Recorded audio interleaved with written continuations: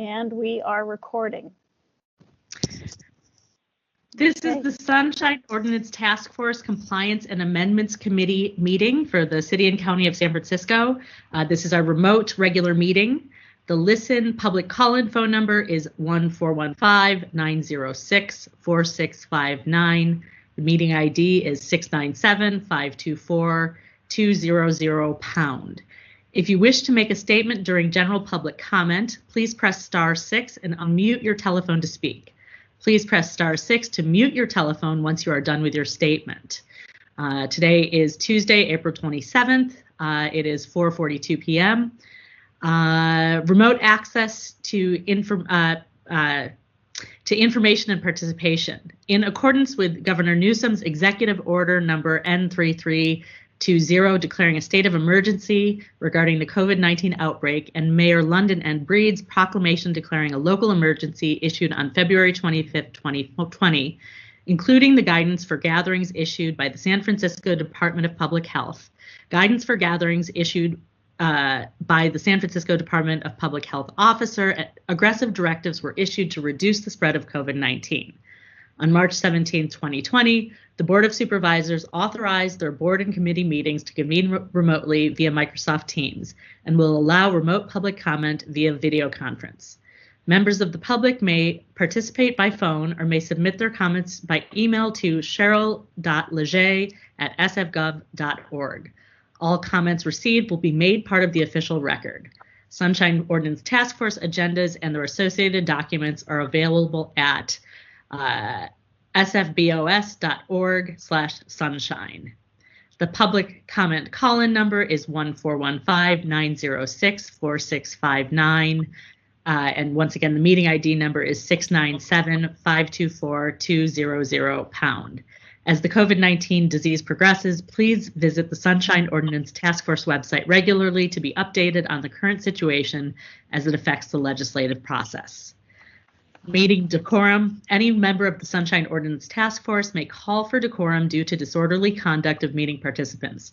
Persons who engage in threatening and or menacing behavior may be asked to leave. Cheryl, please call the first item. Item number 1, call to order, roll call, and agenda changes. Roll call. Member Neighbors. Here. Member Neighbors present. Member Wong. Present. Member Wong present. Chair LaHood. Present. Present. We have a quorum.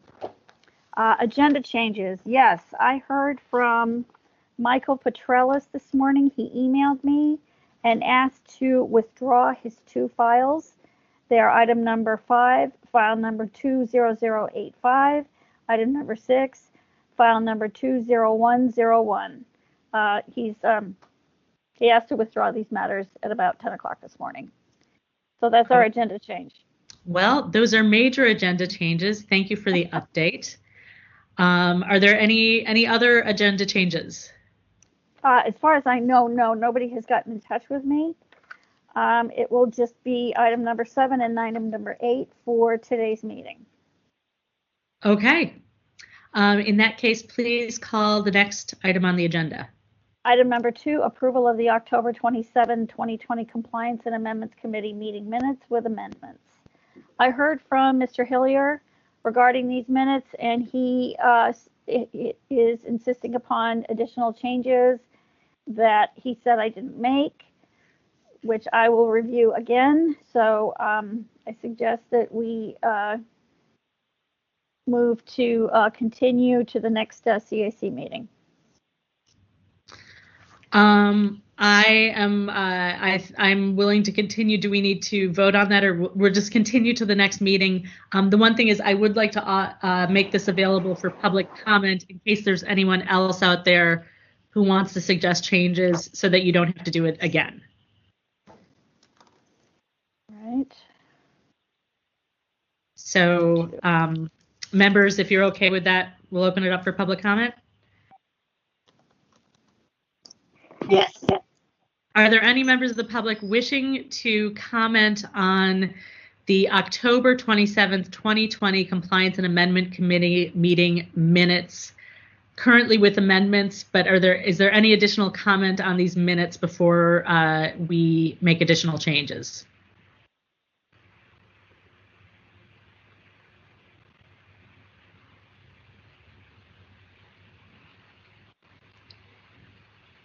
I'm not hearing anyone, and I'm assuming that people are able to get through. I'll give it a few more seconds.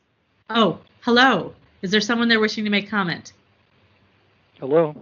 Yes. Can you hear us?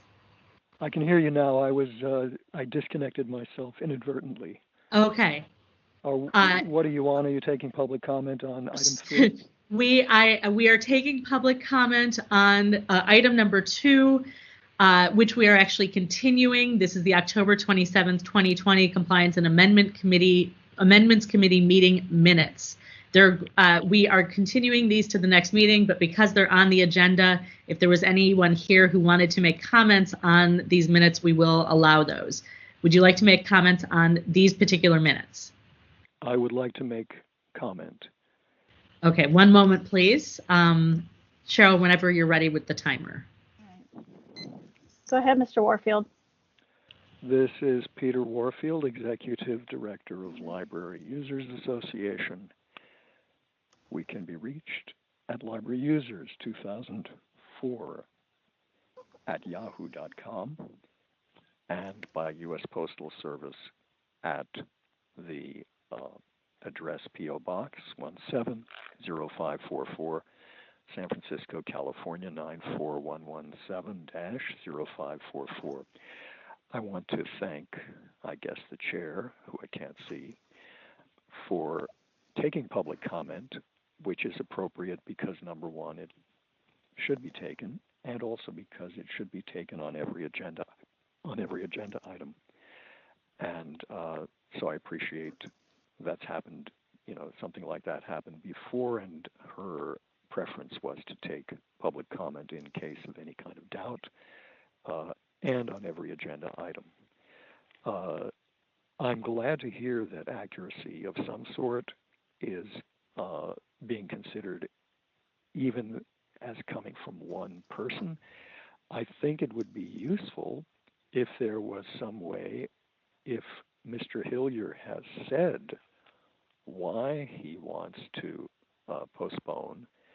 It's not clear to me whether he already has changes or maybe has particular concerns, but I think if there was any communication of such kind of information, that it should be made public here so that folks who are listening might, as in a public meeting, have some opportunity to hear and to comment.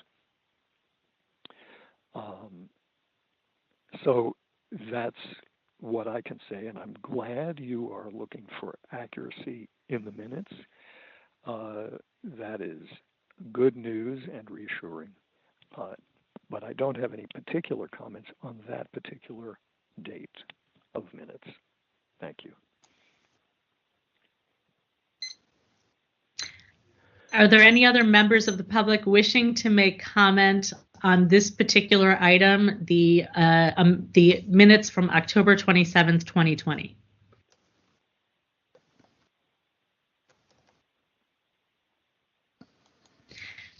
Hearing none, we'll continue this to the next meeting, and please call the next item.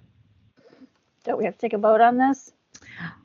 Do we have to take a vote to continue? Yes. Yes, continue to Okay. the call of the chair.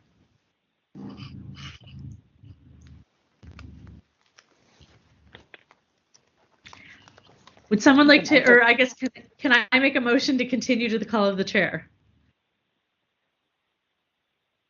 Second. Please call the vote. Chair LaHood? Aye. Chair LaHood, aye. Was that Member Neighbors? Yes, ma'am. Okay, Member Neighbors? Aye. Member Neighbors, aye. Member Wong? Aye. Member Wong, aye. The motion continued to the call of the chair passes. Okay. Please call the next item. Item number 3, approval of the February 23rd, 2021 Compliance and Amendments Committee meeting minutes. Okay. Is there any, I know that you've had communications from members of the public about changes, assuming that those have been made. Have we heard from anyone else on additional updates? I haven't heard from anybody else. There was just Okay. Mr. Hillier who had some comments, and so he sent me an email this afternoon, and I'm going to address it. Wait, in this set of minutes? No. No, In the in the other- email, in the minutes that were previous to these, the October minutes. Okay, so members, let's discuss. Assuming you've had a chance to review the minutes, was there anything that you noticed that needs to be changed? No. Okay. Nor did I, but we will open this up for public comment. Are there any members of the public wishing to comment on, this is again item number 3, the minutes from the Compliance and Amendments Committee meeting on February 23rd, 2021? Yes, please. Okay, one moment, and Ms. Leger will will let you know when the timer is ready. Go ahead, Mr. Warfield. Yes, I would say that the theme of what I'm going to talk about is what's in a name. When people in the street, Black Lives Matter among them, for example, say his name or say her name, there's a reason for that, and it's important for people to be recognized. In the most recent encounter with the Sunshine Task Force, we made a complaint, and the name was completely stripped out of it in July. We said library users has a complaint against the Library Commission, and what turned out there was Peter Warfield made a complaint. It was quite a job, quite a big effort to get that corrected, to show what it was that we said in our simple complaint, where we repeatedly said that it was library users. And we're known as library users. We've published things as Library Users Association. And generally people know us that way. This was completely stripped out. I believe in a previous meeting, the Association of Library Users Association with my name as executive director was also squeezed out. And so that's one reason why it didn't thrill me to do it, and I haven't generally done it before, in particular given contact information, although things have changed, as I've mentioned. People can't come up to you in a meeting. But that's why on February 23rd, I repeated Peter Warfield, Executive Director, Library Users Association. We can be reached at libraryusers2004@yahoo.com and by post P.O. Box 170544, San Francisco, California 94117-0544. It was important enough to name the name and have the identity out there that I said that on every single comment that I made in that meeting. And yet on every single comment that was stripped out in the minutes, there is not one mention of Library Users Association. I think you should, whether you, for one reason or another, like it or not, respect what people are saying and reflect what they say in the minutes. And so I would agree with postponing if you like. Time is up, but sir. I would request that be included as it was spoken. Thank you. Are there any other members of the public wishing to make public comment on this item?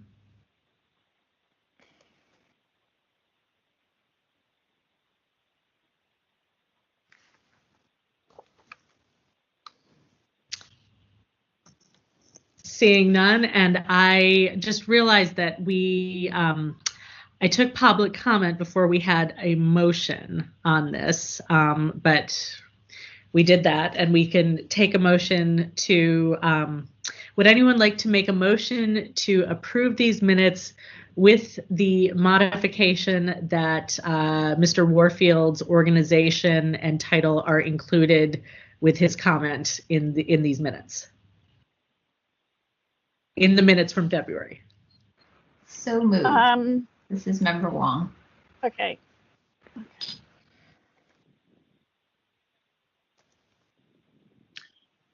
And I second that. This is member Neighbors. Oh, I thought Lila was moving. Okay. Please call the vote. Hang on. Yep. Member Wong? Aye. Member Wong, aye. Member Neighbors? Aye. Member Neighbors, aye. Chair LaHood? Aye. Chair LaHood, aye. The motion to approve the minutes of February 2021 has passed. Thank you. Now I'm looking at the agenda. So we have next item, please. Item number 7, file number 20089. Complaint. Wait. We have general public comment. Oh, you're absolutely right. I apologize. Item number 4, public comment. Members of the public may address the committee on matters that are within the committee's jurisdiction, but not on today's agenda. Are there any members of the public wishing to make public comment on items not on today's agenda? Yes. Okay, but we're gonna create a line. Is there anyone else on the phone who is hoping to make public comment today?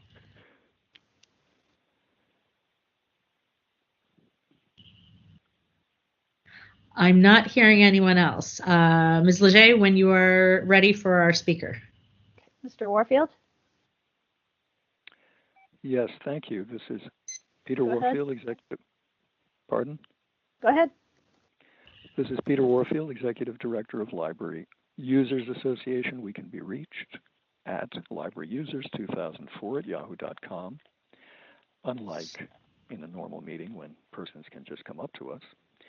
And we can also be reached, especially for those concerned with privacy matters, by U.S. Postal Service at P.O. Box 170544, San Francisco, California, 94117. There was something very troubling in a discussion that occurred at the last meeting, at your last meeting.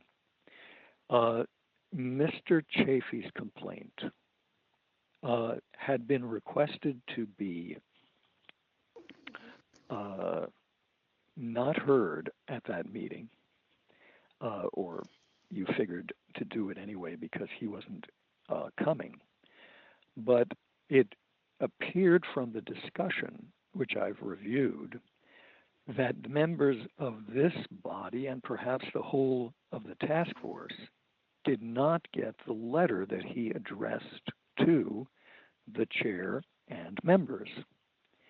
And the particular thing that seemed very clear was that your discussion about how it might be understandable with delays in the mail and so on and so forth. No, he was very, very clear. I think his subject heading was shocked and disgusted. And the fact was, excuse me, that he had received the notice of the meeting, which was sent and postmarked after the time that he would have been able to make a contribution to the agenda packet. And in fact, it was somewhat even remarkable that he had even gotten it prior to the meeting. And I believe he wrote that he had gotten it the day before, at which point he urgently got in touch by sending a letter and also sending by email for the first time. And he mentioned all of this, but none of that seemed to come out in the discussion. And I have tried to obtain from the administrator a clear answer as to whether his letter was forwarded to the members. And I haven't gotten a clear answer, except very much this afternoon, hearing that it would take several days to get a response. All I was asking in this request was, did the letter get forwarded to the members?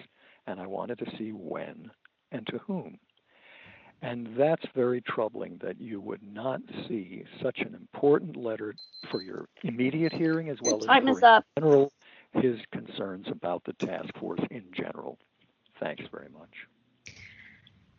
Thank you for your comments. Are there any other members of the public wishing to make public comment on items not on today's agenda?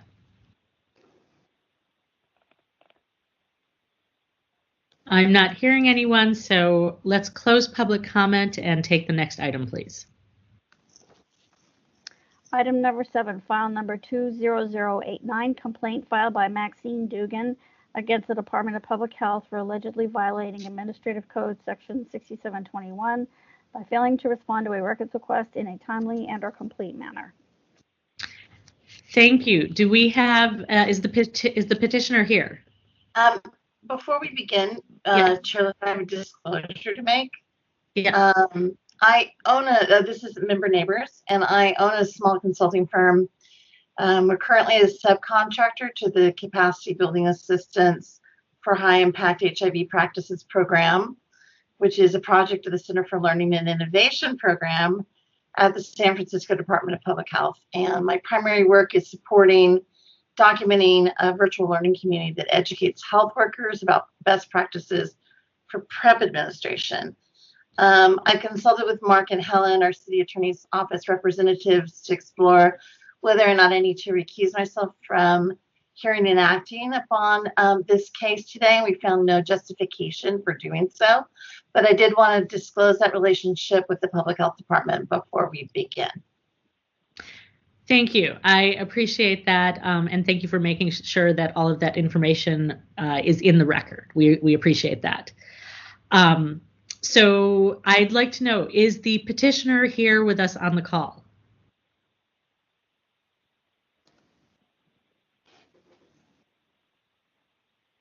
I know sometimes it takes a moment to unmute. If you need to hit *6 to unmute.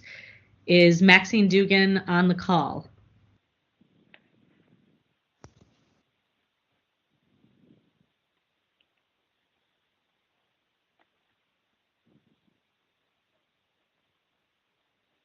Cheryl, did you have any communication from our petitioner about participating in today's meeting?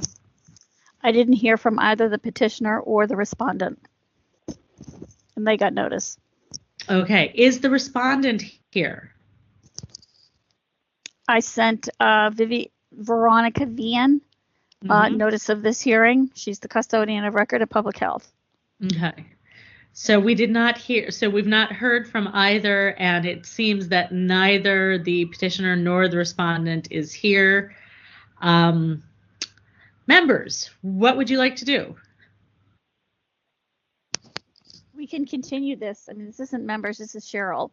Yes. We can continue this to the call of the chair of the next Compliance and Amendments Committee meeting. I think that's what we should do. I will make a motion to continue this item to the call of the chair. Do I have a second? I second.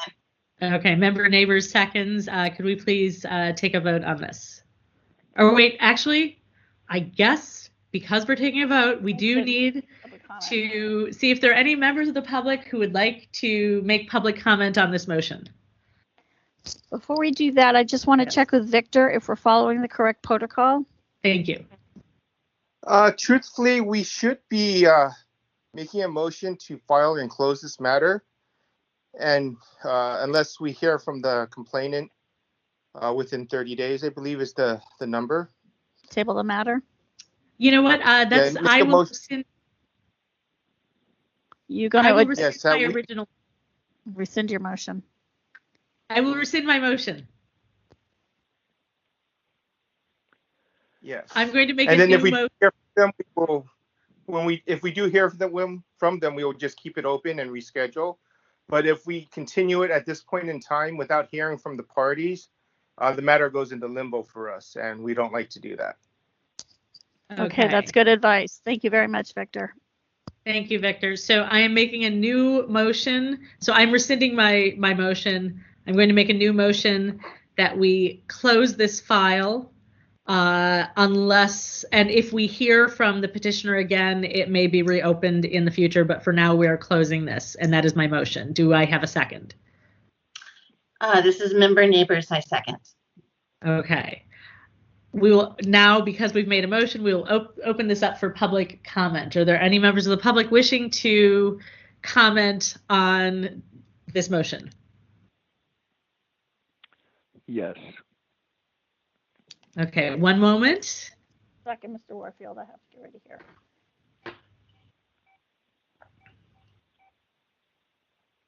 Go ahead, Mr. Warfield. Yes, thank you. This is Peter Warfield, Executive Director of Library Users Association.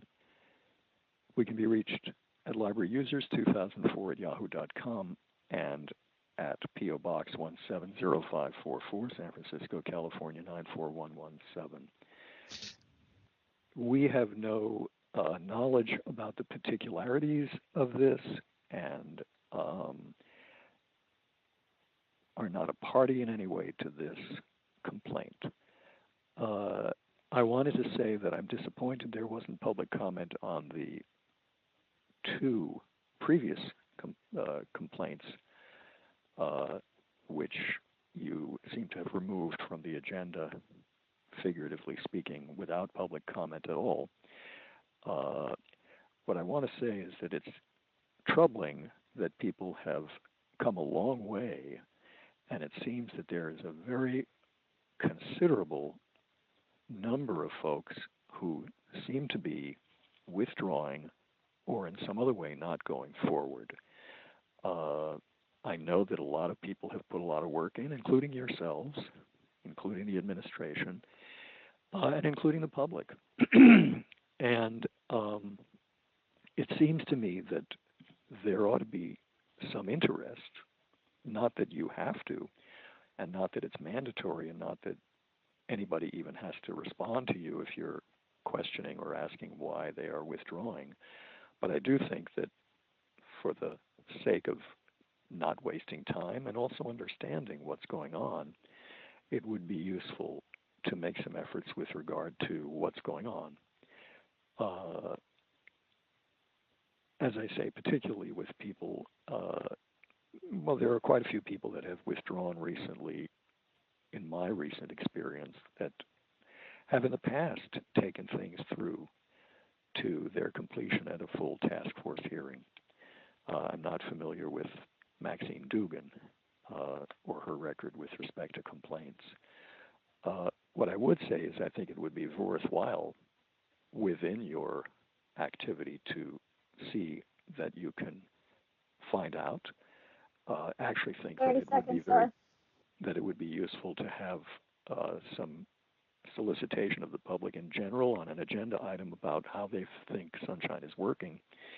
I would be interested, basically, not to be too quick to drop people for what might be a misunderstanding. I would be very interested to hear chapter and verse about your procedure. I'm interested to hear exactly what the procedure says about a no-show, and if that's what it says, then I would agree with your motion. Thank you. Are there any other members of the public wishing to make public comment at this time on this motion?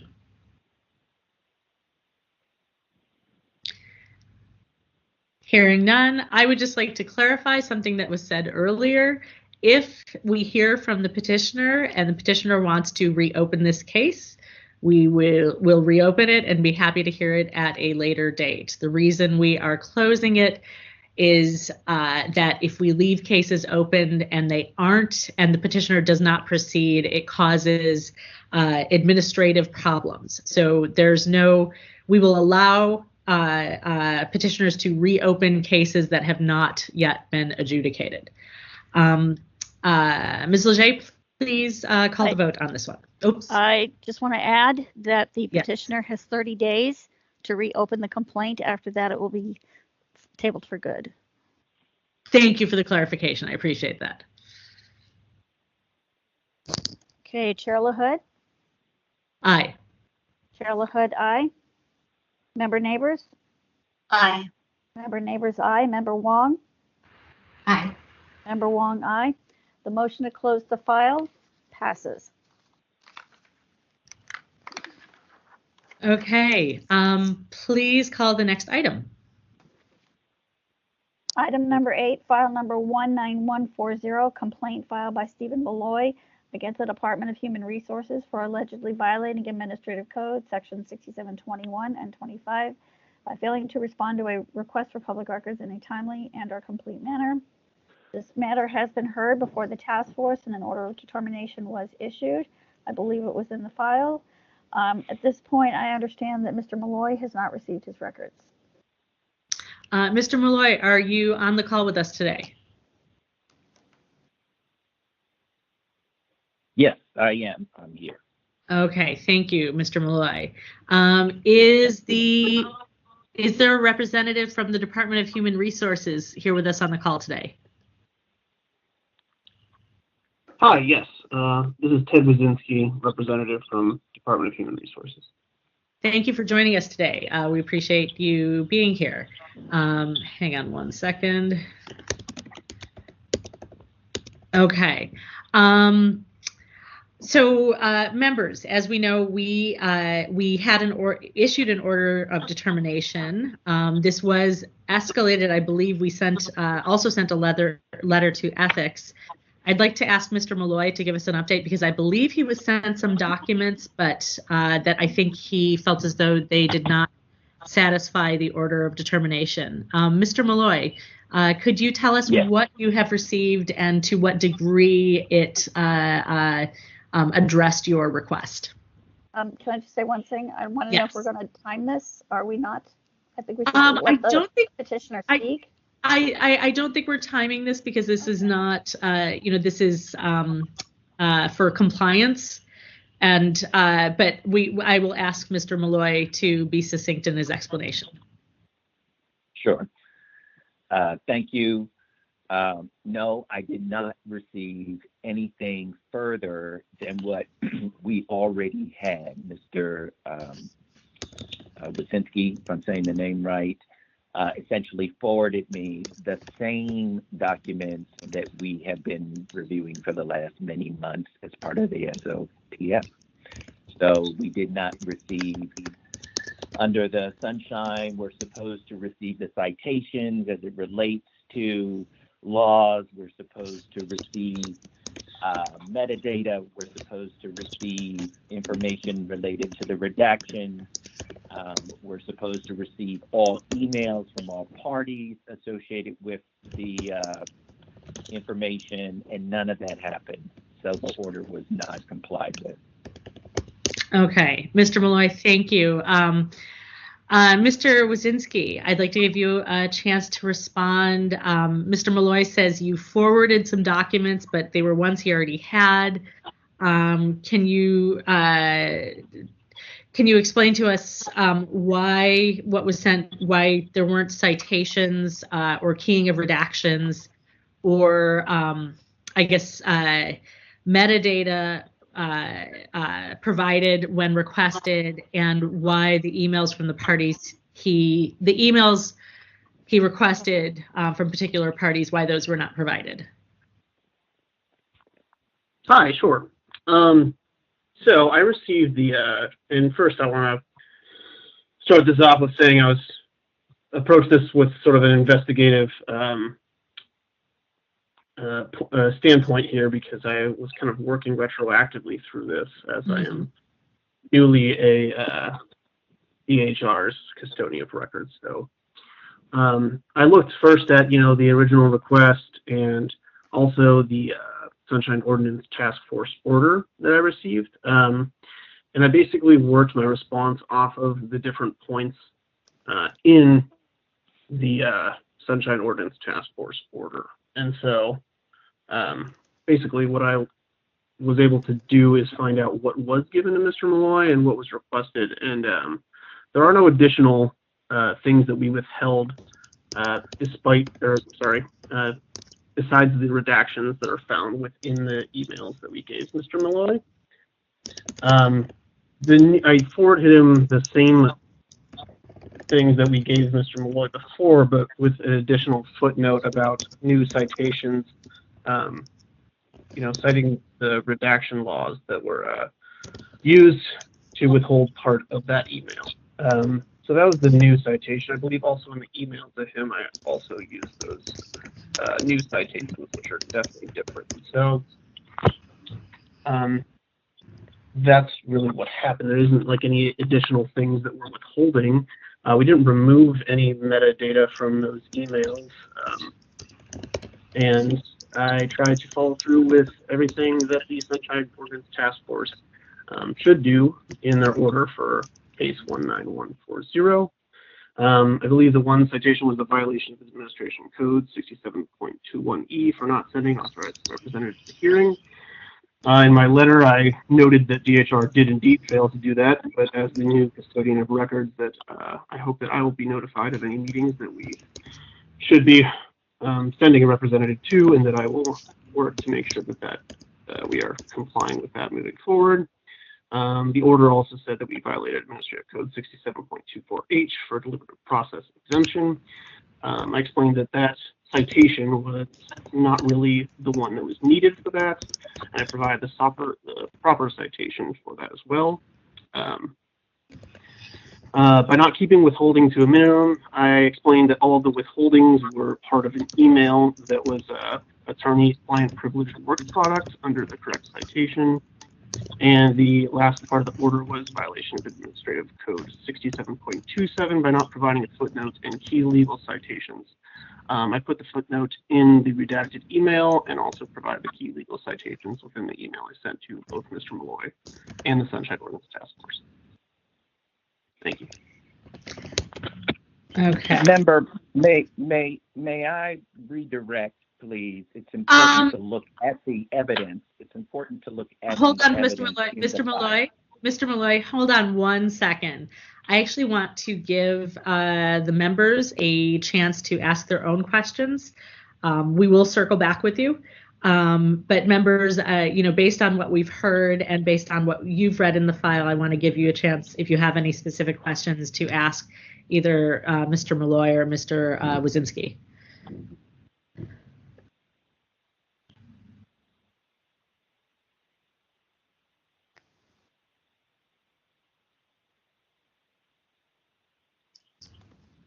Could you point me where in the packet the key to the redactions are that have been added? I am looking for that as well. Yeah.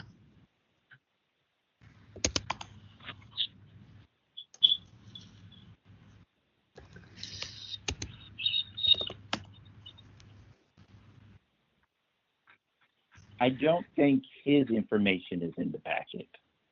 Only my information, which I want to reference you to so that he can then see what I am telling him he didn't do. Actually, I am seeing emails from him. 1 moment, please. What page? I am seeing emails in the area after the flip page says respondent documents. But what P600 what page? I see a couple of emails that have redactions in them, but no citations at P. The citation is at the bottom of the email. Thanks. No, he's talking about his email, folks, that he sent out to the board. It is not in the file that we're clicking on. Okay, hang on 1 second. Hang on 1 second. So the emails that I'm seeing, the redacted, heavily redacted emails are packet 652, 653, and 654. And I'm wondering where the citations are for those particular emails. So are we asking Mr. Wazinski? Yes. So I do actually. Yeah. So I actually haven't. I'm looking at my own files that I sent, so I don't know where to open this packet information. If you could help direct me towards that. Sure. It's on. So the packet number is in the bottom center, and it's packet number page 652, 653, and 654. And Mr. Wazinski, let me help here. You have to click on the number in my email that Cheryl sent you. So when you click on the number, it opens up the file for this case. So if you're on your screen, just scroll to file number 1419140 for me, and you click on it, and then it will open up the file that we're referencing. So you can see. Mr. Malloy, please hold. Mr. Wazinski, can you describe to me what problem you're having, and perhaps I can help you? Sure. I just don't think I got the link, or I can't find it to where the agenda packets are open. I opened the agenda, and then it just takes me to a web page, and then I'm trying to find it. Yes. So if you're on the agenda web page, if you hover Okay, I found it. over file number, that will open up. The summaries were scanned so that when you click anywhere on the complaint, the actual description of the complaint, you should be able to go in right into the case. Gotcha. And then the pages are numbered at the bottom. Yeah, bottom center. So member Neighbors was asking about, we see some fully redacted documents on P652 and P653, and in that area there's several pages. And member Neighbors, you had a specific question about these pages? Yeah, I was wanting to know where the corresponding footnotes are referencing the citations. Sure thing. My computer's just taking a second to load. And I can tell you where they are. So I think on page P663 of the PDF, there is a footnote that mentions the redactions, but it's not alongside those redactions themselves. Thank you. Okay. But that's not the Sunshine Ordinance. Hold on, Mr. Malloy, we're having a discussion about this. Don't worry, I will give you a chance to speak again. But I think Member Wong, if you would like to talk about how we have one footnote here for all of the redactions. Is that sufficient? I don't think so. Member Neighbors, I'm seeing lots of heads shaking no. So so what would we like to ask? So Mr. Wazinski, I want to thank you for coming here today, and I'm glad that in this role that you are taking the importance of our request for your presence seriously. We very much appreciate that, and it will make things, I think, run much more smoothly. My fellow members and I have some concern about this, about a blanket sort of a blanket redaction explanation is not sufficient. Redactions are supposed to be explained. What each redaction is supposed to be explained. Sure, and I'd like to comment on that as well, if I may. Sure, give you a chance to respond. Cool. So all of the redactions within that email, and this is a question for the future because this is, my first time doing this as well. Those all are under the attorney-client privilege. So should those be withheld in the future, or should they be redacted? And that's why it's a blanket, is because they are exempt from disclosure in their entirety because they are an attorney-client work product privilege. Which, members, begs the question of whether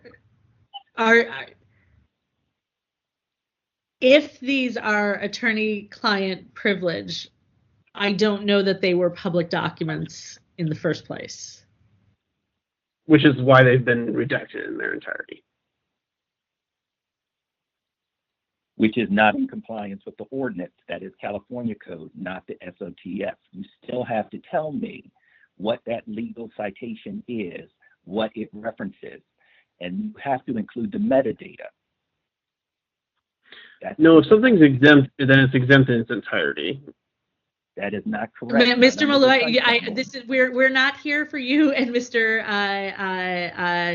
Wazinski to have a debate about this. This is for the committee to discuss, and I'm glad that you're both so that we can ask you questions. You know what? I understand, but you know what the law is, and he doesn't know what the ordinance is. He's applying it under California code.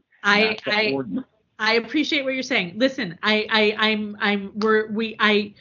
we are going to ask you more questions. I would like to give my fellow committee members a chance to, we would like to discuss this amongst ourselves with you here, and we will have additional questions for you. Members, what do you think we should be, how do you think we should be handling this if the assertion is that these documents are covered by attorney-client privilege, in which case I don't know that they should have been provided with redactions at all, because the Sunshine Ordinance does not say that documents that are attorney-client privileged should be redacted and provided. They're not considered public documents. Okay, I'm seeing heads. I'm seeing heads nodding.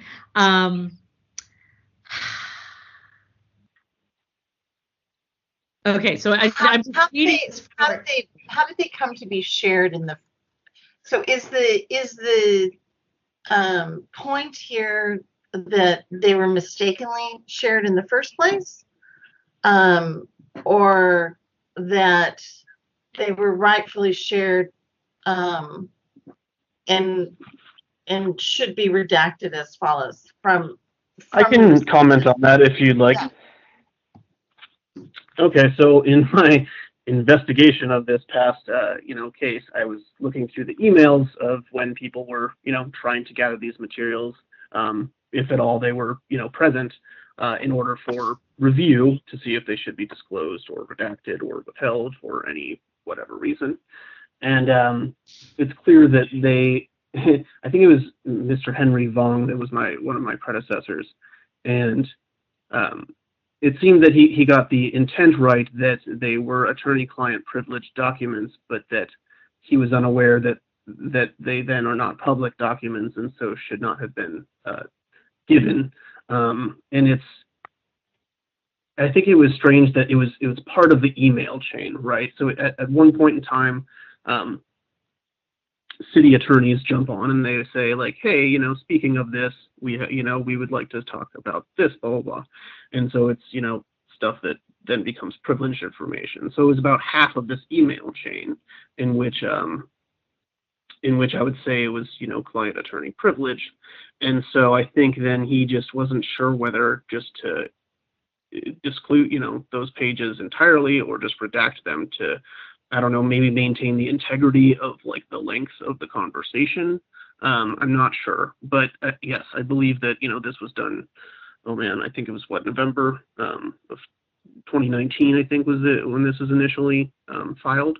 And so that's what I understand to be the case and what happened. And I believe that you're correct in thinking that they should not have been considered public documents that needed redacting in the first place.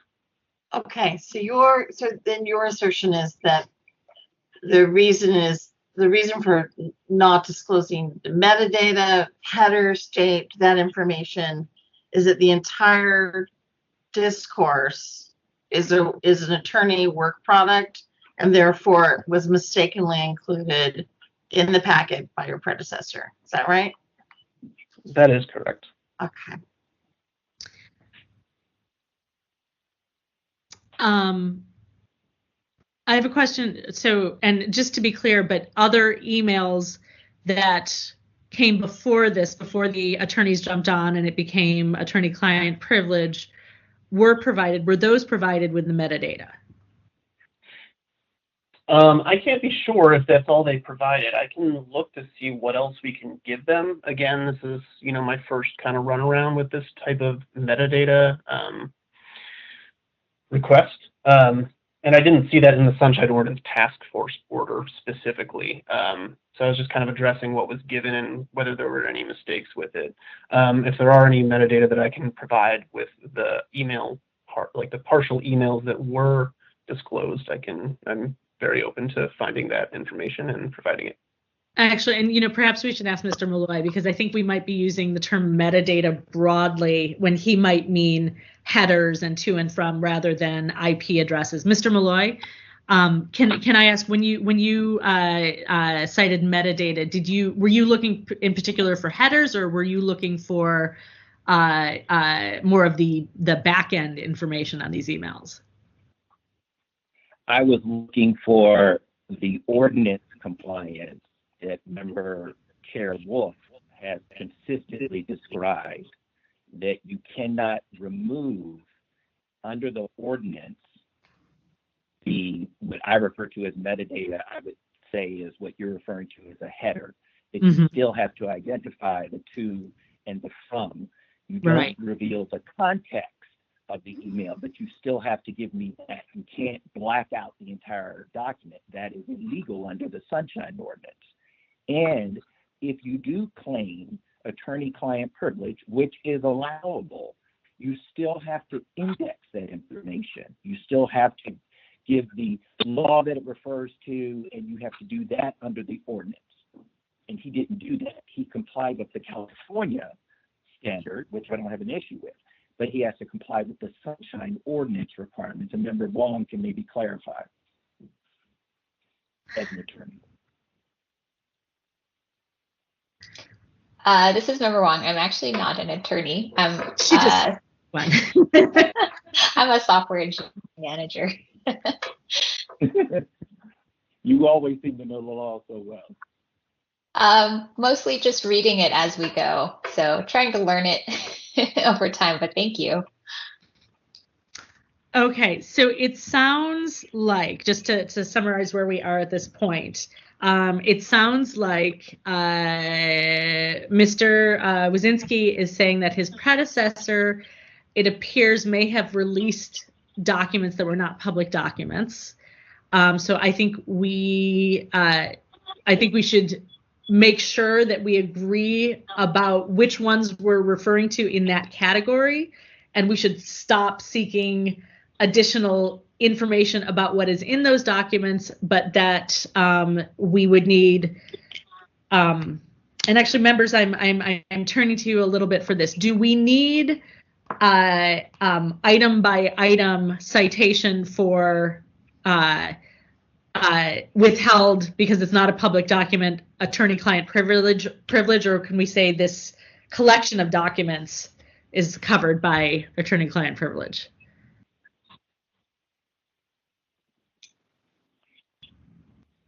I'm not actually sure about that. This is Member Wong. We might have to look this up. Can I add something for you? Because there are more documents that don't fall underneath that privilege that are in the packet. I can direct you to those pages. Sure. You know what? While we're looking up this other information, tell us which other pages you are of concern to you that you think require additional disclosure. Which pages are we looking at now? Right. So you remember that cited page P554 to P556. Those are the blacked out, completely redacted documents that are not in compliance with the ordinance. Even though they're attorney-client privilege, you still have to identify header, footer. You still have to give me the citation. I would note that that's 6727 in the ordinance, justification of withholding, that requires him, if he withheld under a specific permissive exemption of the CPA or elsewhere, that exemption is not forbidden to be asserted by this ordinance. While he cites that authority, he has to cite the disclosure and cite the specific statutory authority. He has to withhold any and cite specific statutory case law, and he has to cite the request and nature of the non-exempt information. That's the requirement under 6727 that he didn't fulfill. In reference to the other documents, if you go to P566, you see where human resource leaders, Mickey Callahan, the former director, Kate Howard, the managing deputy director, Jean Buick, the HR admin analyst, Linda Simon, the director of equal employment opportunity, and Susanna Long, the management assistant. They were communicating about me, but they only included one day. It's impossible that the records do consist of other threads concerning Stephen Malloy by those specific Department of HR officials. They only released that one portion of the thread. He needs to go back and search for each of those people concerning Stephen Malloy. If you go forward from P566, you will then go forward to P616. And at P616, you see where Mr. Vaughn, he is correct, his predecessor, released to me a series of emails from the city attorney's office citing me as the subject. Those emails were never searched. Those people in those emails were never searched. He has to search, he has to give me those records, and if he says they're attorney-client privilege, he has to cite under the ordinance. That's what I'm talking about. Okay, hang on. I'm catching up with these numbers here. I'm going to P616. Yeah, me too. Hang on, let me catch up with you. I'm making sure I gave you the right number too. You did, Mr. Malloy. Yeah. Yeah. It's kind of the case file is kind of starting on P652. You see the blacked out. P653 and 654, you see the blackout. And then at the bottom, you see where Greg Wagner, who is the head of the Department of Public Health, communicated with HR people, Ron Lino, Maggie Bukowski. And then you see this also went to the mayor's office. And so all of those people were emailing concerning Stephen Malloy, but they never searched. They withheld. And those aren't attorney-client. They're actually showing where they took my Human Rights Commission investigation and they communicated on that at Mickey Callahan and Greg Wagner and Susan Gard, who was the former policy director for HR. So that's what I mean when I say he didn't search. He has to go back and he has to do that. And then if he says some of those are attorney-client privilege, that's fine. The ordinance allows that. But he still has to tell me this is because civil code under discrimination was violated or whatever, right? He doesn't have to tell me the content, but under the ordinance, he has to identify and index that record. Can't black it all out like that. And he has to go back and search. And So, Mr.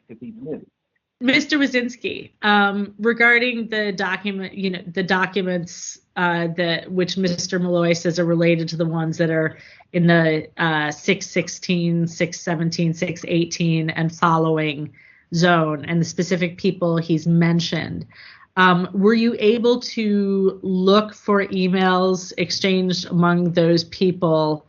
Were you able to do that search, and did you find any additional responsive documents? Yeah, no, I think I said that at the beginning. There's no additional documents other than the emails that we provide. I can't comment to whether anyone, Greg Wagner or Ron Reichelt or Maggie Rakowski, those individuals named by Mr. Malloy in DPH, have any of these things. We only looked through the DHR individuals, Jeannie, Mickey, Susan, Susanna, Kate, and Linda, for any emails, and they were handed over, and there really wasn't anything. Most of it was the emails that were responding to to Mr. Malloy's emails, requesting and you looked stuff. To and from emails from those people in DHR. The search was conducted, yes. Okay. The page I'm referencing is 628, P628. P628. Okay.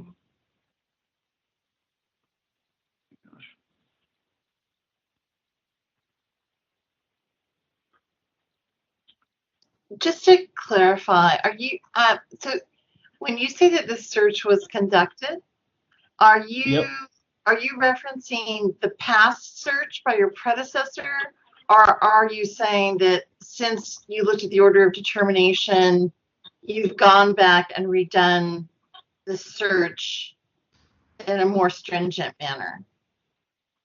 No, I looked back at all of the old emails and saw that, this person said, hey, we searched for this. These are all of the records that we have.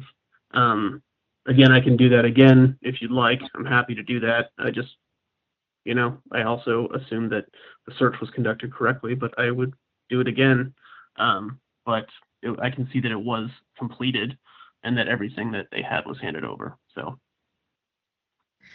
Member Wong, I'm sorry, I didn't see your hand before. I was looking at the other screen. No, that's okay. Yeah, I just wanted to point out, I guess, sections 6726 and 6727 of the Sunshine Ordinance. Okay. Yeah, so there's a couple of things, like, I think especially in 6727, the justification for withholding.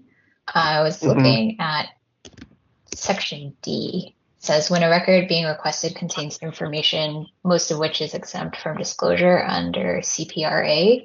In this article, the custodian shall inform the requester of the nature and extent of the non-exempt information, and suggest alternative sources for the information requested if available.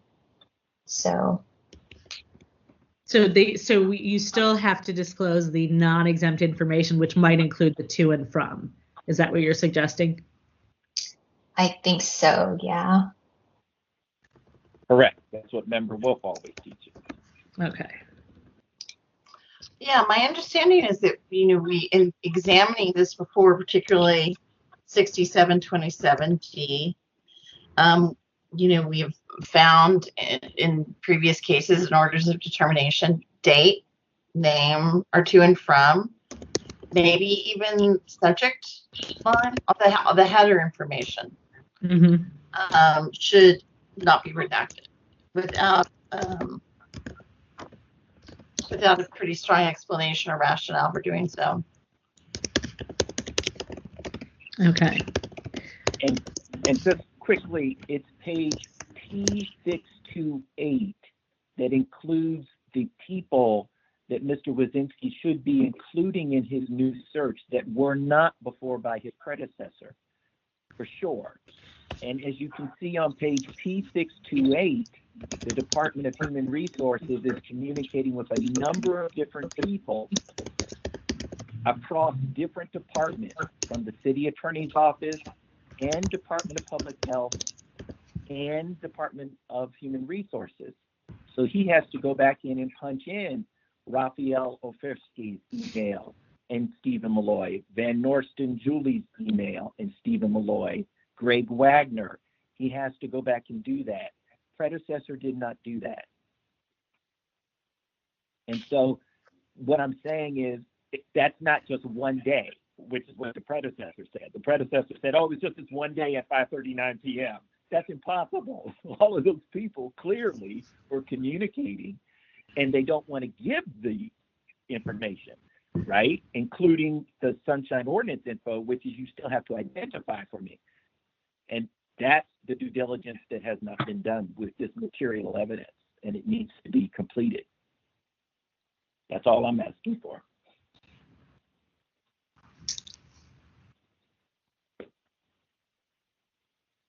So members, what do you think? Do you I know again, I appreciate that Mr. Wazinski is here and trying to respond to Mr. Malloy in ways that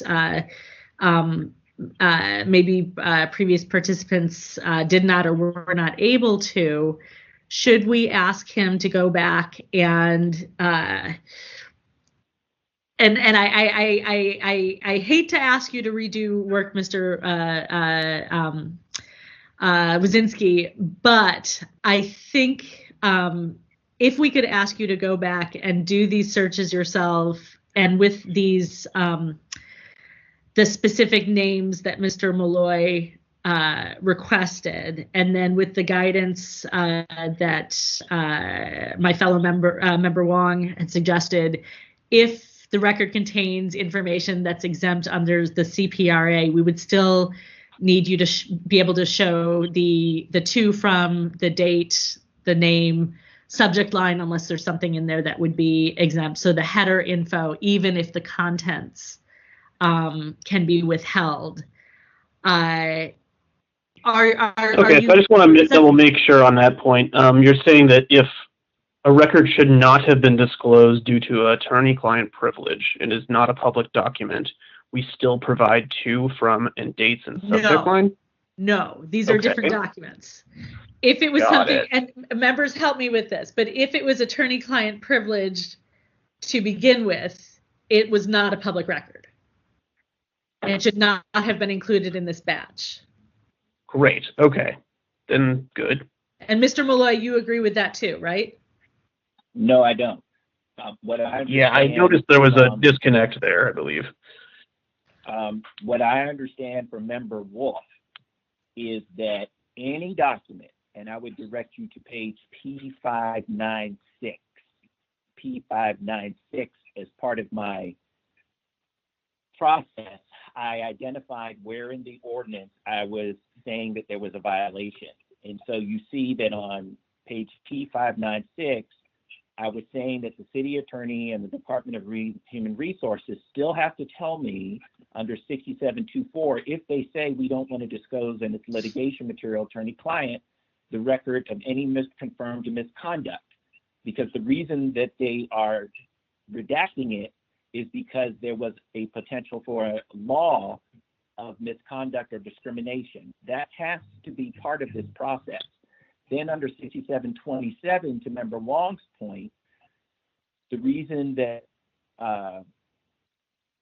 if you scroll through to, I think it's the next page, P597, you see where 6726 says withholding has to be kept to a minimum.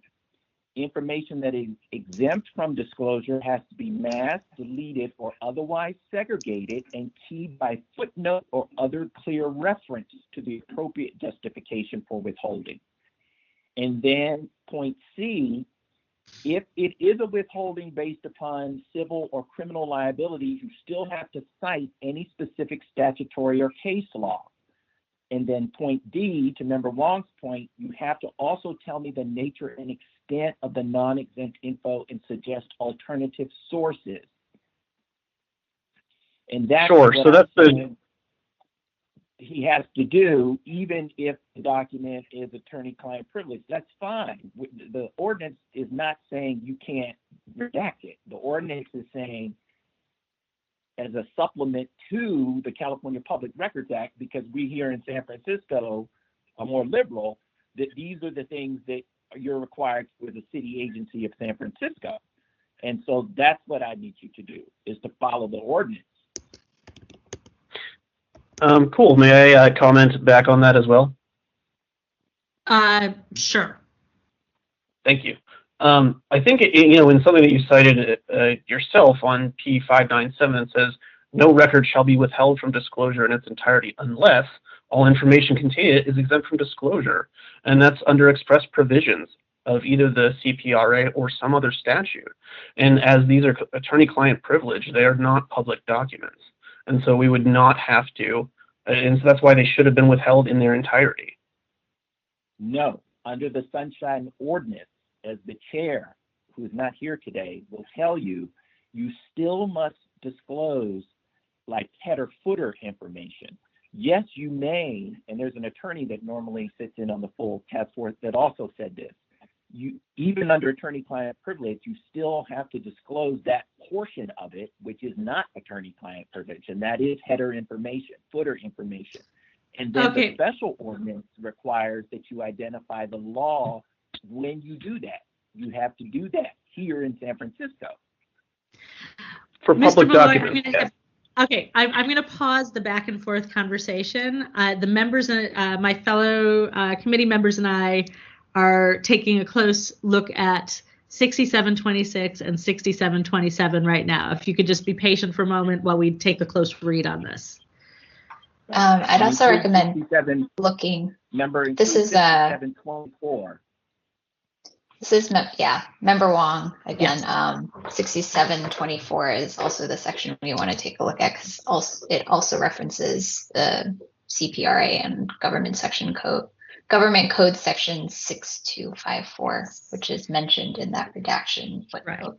because we want to make sure that Mr. Malloy is given what he has a right to, but I also don't want to ask Mr. Wazinski to provide things that he is not supposed to provide. So let's take a close look at this and make sure that we are asking for what is allowed.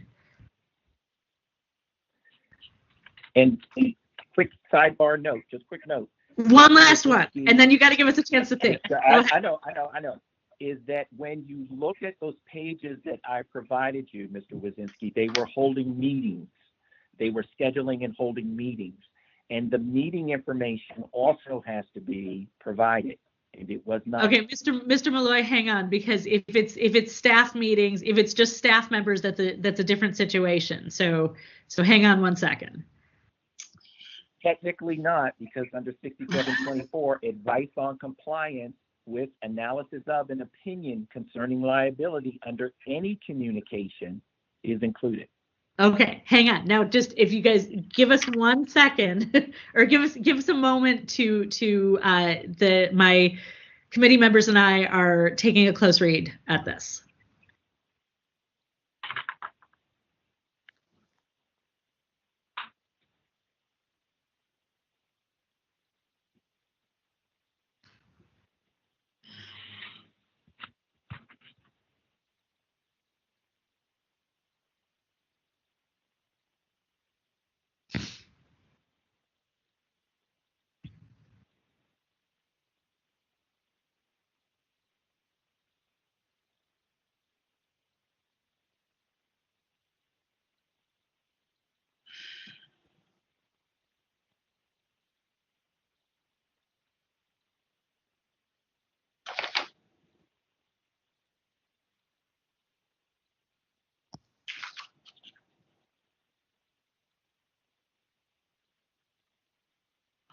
So, are you still reading? It seems to be under 6724, a couple of things that are relevant in terms of our Sunshine Ordinance enhanced rights of public access and information.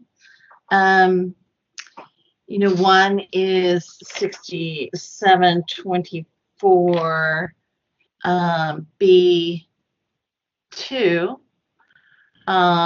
which would be a test on disclosure for those completely redacted emails that are now said to be attorney-client privilege, and that if they were not originally considered, it says a record previously received or created by a department in the ordinary course of business that was not attorney-client privilege when it was previously received or created.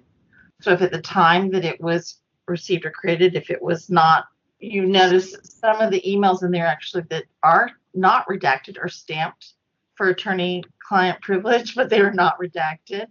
So I think that's something to double check to ensure that this is not retrospectively considered attorney-client privilege, but that they were at the time. That would be one case that we would really want to make sure that, and I'm sure our respondent would want to make sure that they are in compliance. And another is that I know that Mr. Malloy mentioned that there was a concern about liability, and I don't know if those,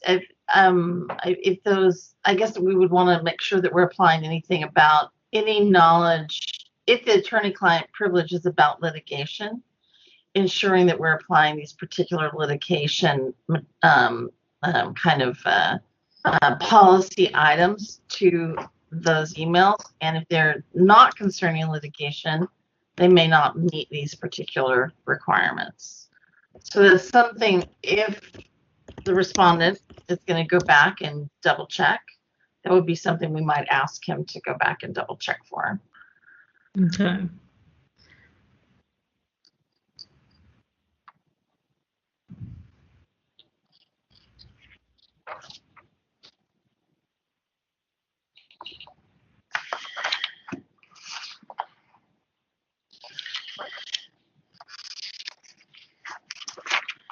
And in terms of metadata,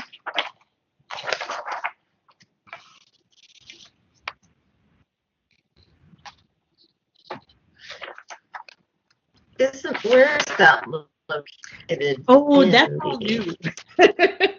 The whole metadata discussion has been happening. Yeah,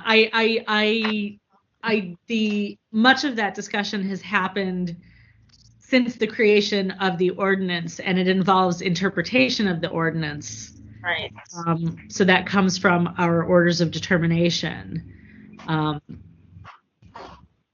And now I believe the Department of Technology is, based on their work and our orders of determination, is making specific recommendations to departments on how they handle those by releasing as much as possible without releasing very specific information that could compromise data security. But that's a small subset.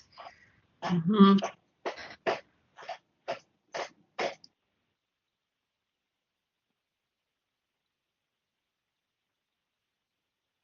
So it seems that, and member neighbors, thank you for bringing up the point about were the documents that are being referred to as covered by attorney-client privilege, were those covered by attorney-client privilege when they were created, or was this something that was decided after the fact, in which case we need to view them differently?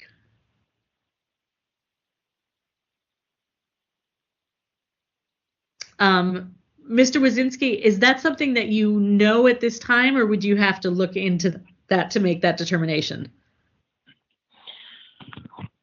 A little bit of both, maybe. So what I can say is that the part of that email that was redacted is when part of the city attorneys, there is their stamp on it that says, they come in and they start talking and responding to these emails, and there is the stamp at the bottom of their page that says, this should be considered a, privileged attorney-client work product. And then also, there was like a follow-up, I believe, by Henry, a follow-up email being like, hey, these are attorney-client privileged emails. Yes, kind of a thing. So both?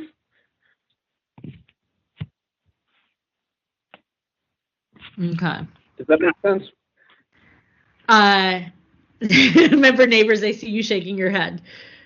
So how do we, is the statement at the bottom of the emails that says this is attorney-client privilege, does that cover everything, even though there was, some subsequent questioning?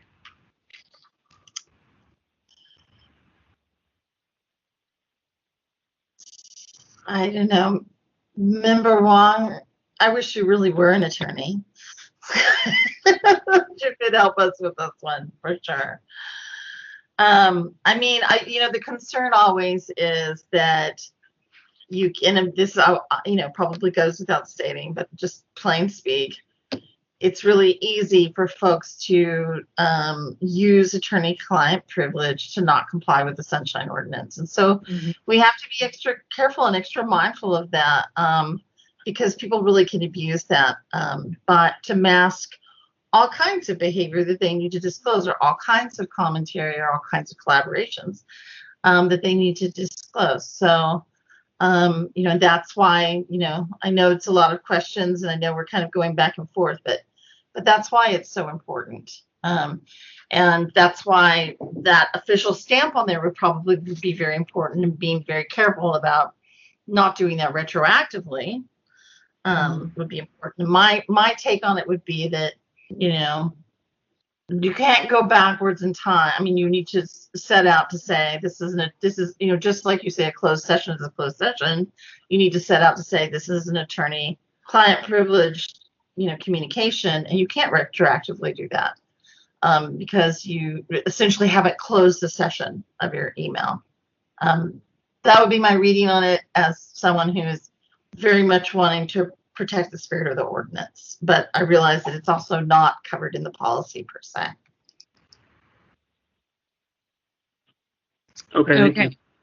And then this brings us back to the other piece, which was, we've taken a closer look at this, and the question of, is if a document is attorney-client privileged, is it privileged in its entirety, or are we still allowed to request ask the respondent to provide general information on this was a communication between so-and-so and their attorney on this date, it is attorney-client privilege?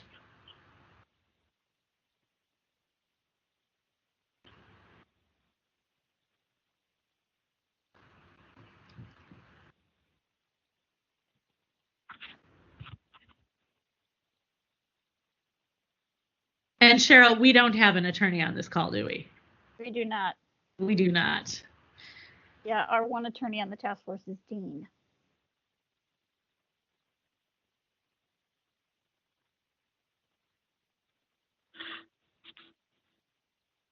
Would we want to maybe bring this up in a further meeting where there is an attorney able to be present?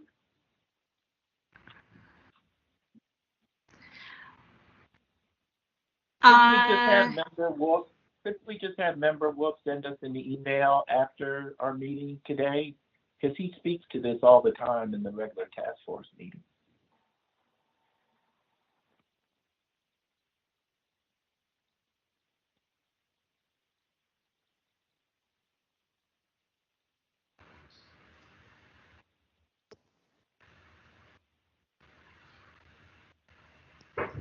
This is Member Wong. Yeah, I was considering, I don't really want to send it back to the full task force. I don't want to send it back either, but maybe we could, and I hate to do this to our participants, but I'm sensing hesitation among us that we don't want to, I think we don't want to ask for something that we're not 100% sure of. Mm-hmm.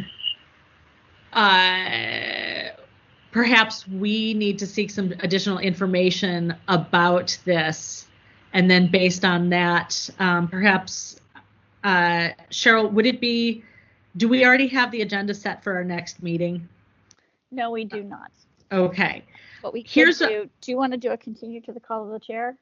This is what I'm thinking, is that we do a continue to the call of the chair, and that way I would like to, Mr. Malloy has been very patient. We've gone back and forth on this many times, and then he got an order of determination, and, we still have this is still not yet resolved. I would like to get this resolved quickly, but I want to make sure that we're doing things accurately.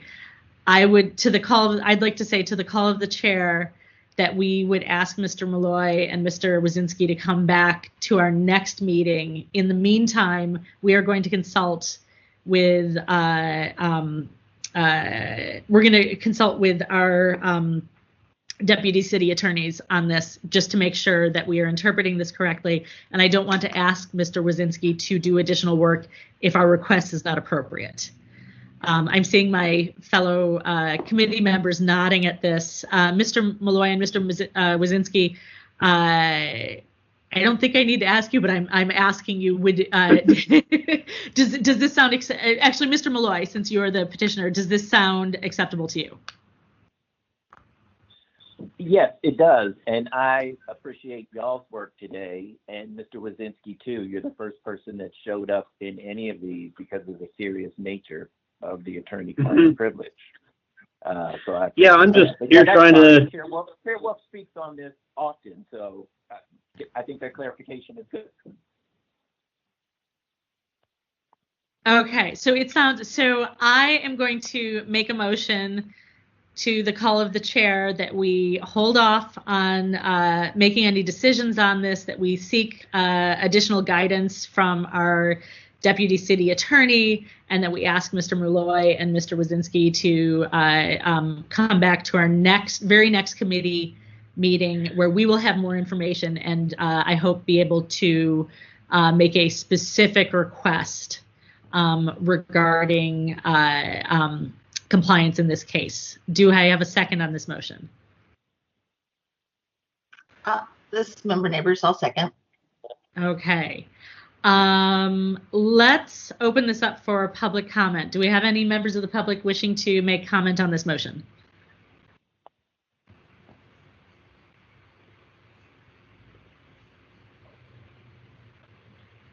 Going once. Going twice. Might be that there's nobody there right now. Okay. I'm going to close public comment. Ms. Leger, if you could please call the vote. Chair LaHood? Aye. Chair LaHood, aye. Member Neighbors? Aye. Member Neighbors, aye. Member Wong? Aye. Member Wong, aye. The motion to continue the matter to the call of the chair, pending seeking legal advice from Sunshine Ordinance Task Force Deputy City Attorney, and ask Mr. Malloy and Mr. Wazinski to return at the next meeting, so that the task force can make a specific request regarding compliance. That's not right? That sounds right.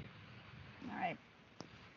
I want to thank you both for appearing today, and thank you for your patience with us. We want to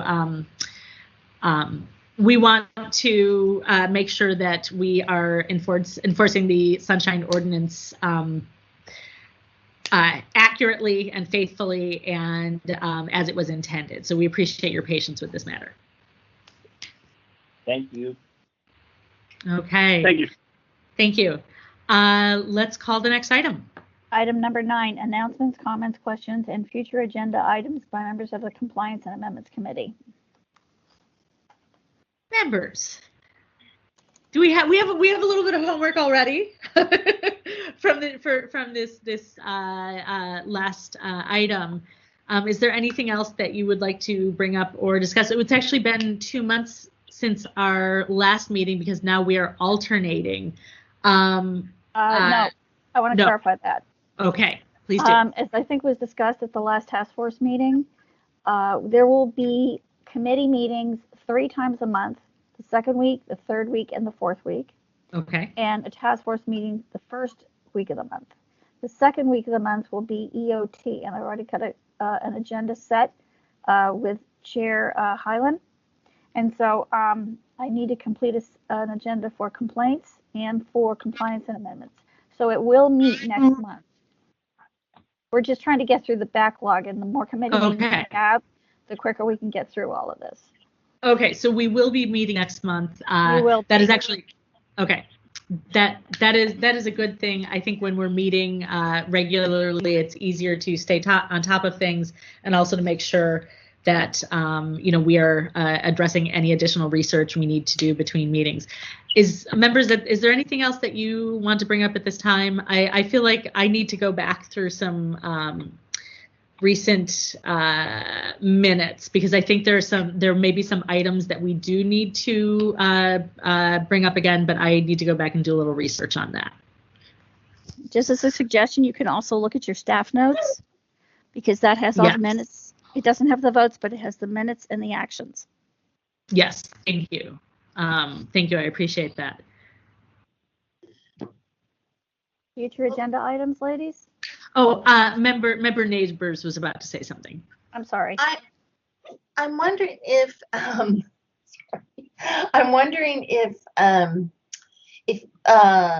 would like to access the previous orders of determination, especially that deal with metadata, and I'm wondering if somebody could tell me how to do that.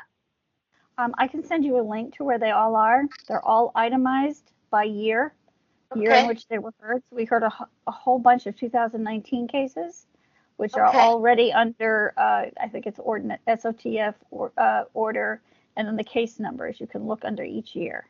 Okay. They're all identified by case number. They're not, petitioner versus respondent. So you have to be specific about what case you're talking about if you're seeking specific information about a decision.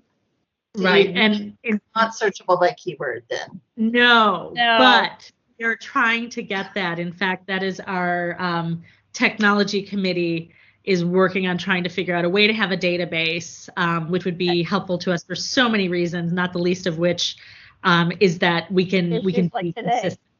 Oh, they met today. No, they did not. I said issues like what we heard today. Right, exactly.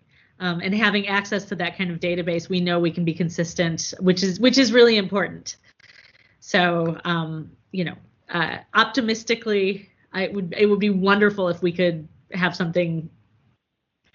I don't even want to put a date on it, but soon. The sooner the better. Well, I did hear from Supervisor Mandelbaum. That was a priority for him, for this committee, was ensuring that we could access our orders of determination. So I think we can certainly, if there are barriers, some of our supervisors I know are interested to hear what those barriers are and perhaps address them and help us move forward.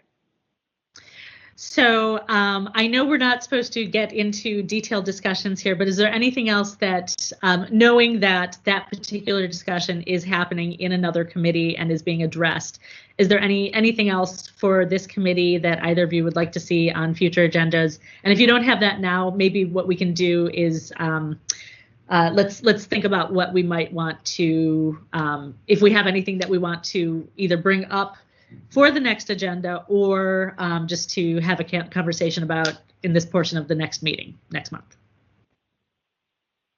You're welcome, ladies. You're welcome to send me any subject matters that you think can be addressed. We can certainly itemize them on an agenda under something like committee discussions and then subject matters, whatever is convenient.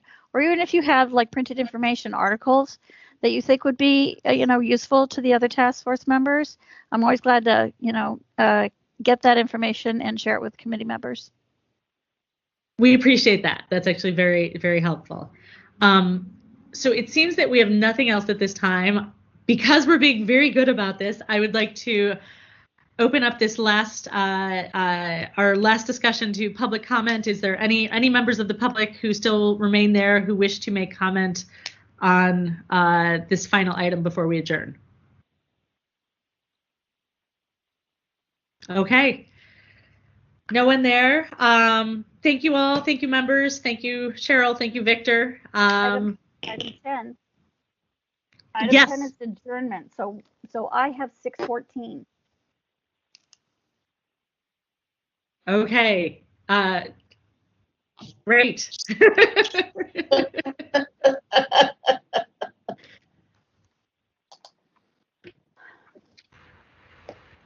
So shall I stop the Motion to recording now? adjourn.